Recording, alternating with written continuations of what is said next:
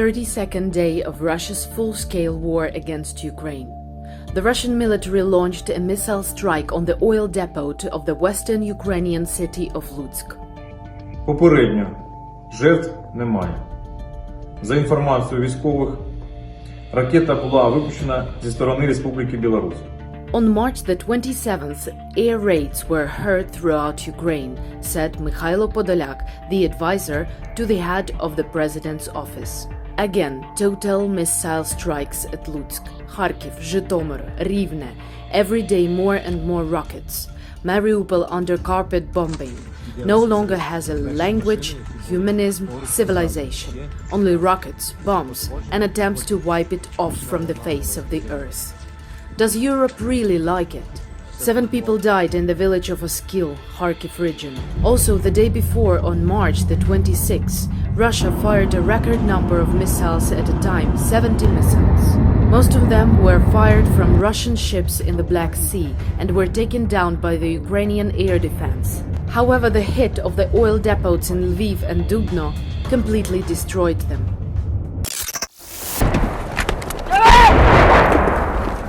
The Russian military fired with heavy artillery at a camera crew of the British TV channel Sky News near Chernihiv.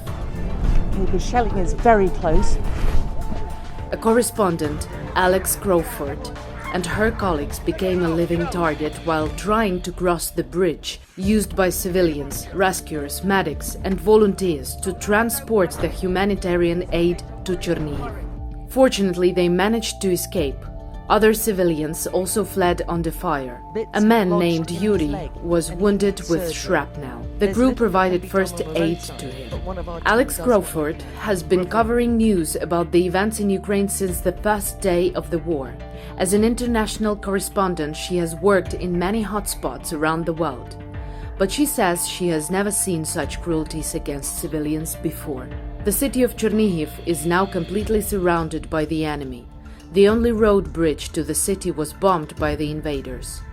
Due to the fact that Russists are constantly shelling the green corridors, 130,000 residents have literally become hostages, says the head of the Chernihiv region, Vyacheslav Chaus. Чернігівці, тримайтесь. Ми робимо все, що потрібно для того, щоб в місті були їжа і ліки.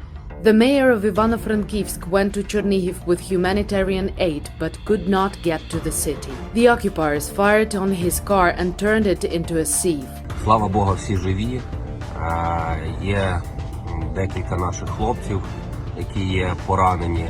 Chernihiv, that restrained the occupiers' attack on Kyiv from the north, has been turned into ruins. And what is left of the ancient city, rescuers are trying to clean from deadly shells that did not explode. Europe's nuclear security is under threat, Vice Prime Minister of Ukraine Irina Vereshchuk said.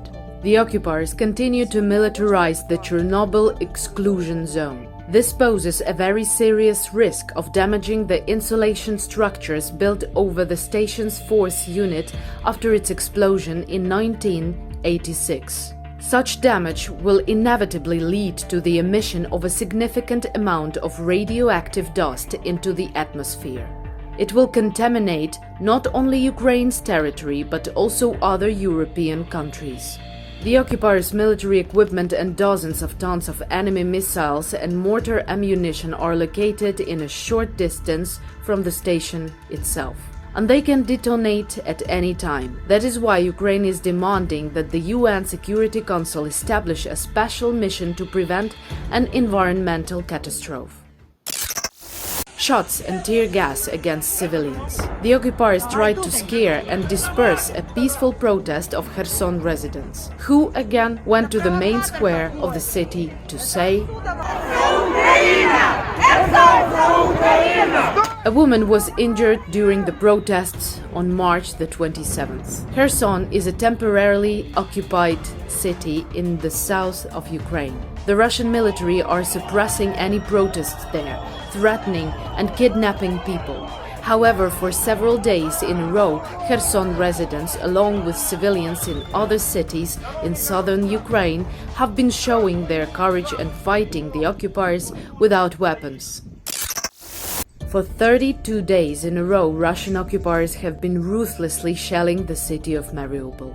40% of buildings cannot be restored. They were destroyed by a direct hit with Grad, howitzers and flamethrowers. The city has turned into a cemetery, without water and communication.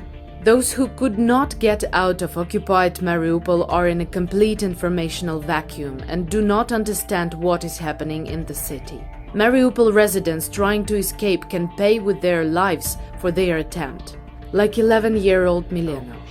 On March the 16th, she and her mother, sister and grandmother tried to leave the besieged city. Their car was stopped by the occupiers and they opened fire. The girl was shot directly in the face. A bullet went through her jaw and injured her tongue. Now, the little athlete barely speaks and hardly walks. Fortunately, the Russian killers allowed the wounded girl to be taken to the hospital in Zaporizhia, and this saved her life.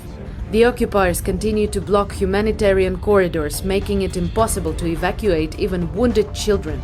Some of them were taken prisoners by the invaders. По нашим данным, более 2000 детей вывезено, а это украдено, значит, потому что их неизвестны нам точные локации всех этих детей. Держат их как за души для обменного фонда. In addition, 143 young Ukrainians have already died during Russia's bloody full-scale war against Ukraine. Where can you find a safe place if your city is under siege? Is it an usual residential building? No. In hospitals or schools? Третья больница, Мариуполь. Роддом. No. In a theater, the heart of your city. Far away from any military objects. Yes, that's a good idea. Is there any other way we could warn Russian pilots about kids hiding in the theater?